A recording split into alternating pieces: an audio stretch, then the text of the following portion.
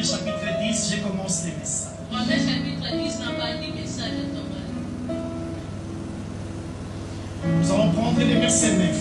Verset 9. Sinon, si je me mets à parler de ces choses, je risque de les partager.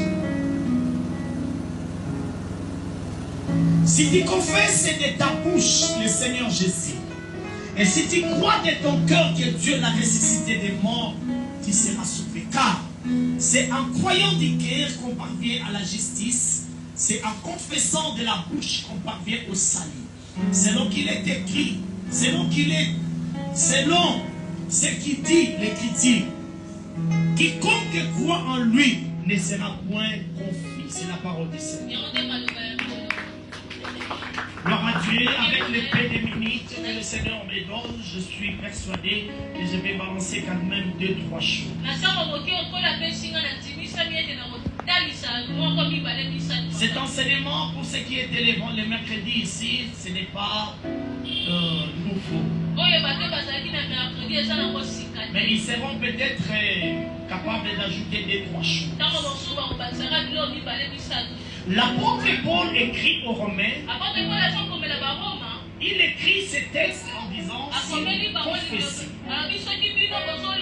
si vous confessez de votre bouche que Jésus est Seigneur et que vous croyez, vous serez sauvés.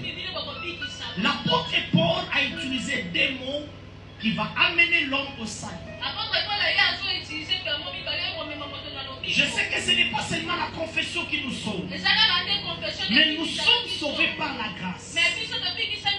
Ce n'est pas parce que je me suis appliqué à craindre Dieu, cela va me sauver. Ce sont des exercices que Dieu a créés. Mais laissez-moi te dire, ce sont des éléments importants ce matin que nous allons étudier lentement et sûrement. Il parle de la confession de sa bouche, mais il parle aussi de croire à son cœur.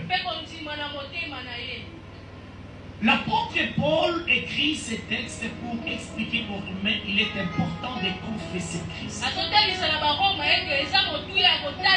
La plupart des chrétiens que nous sommes ne sont pas capables de confesser Christ.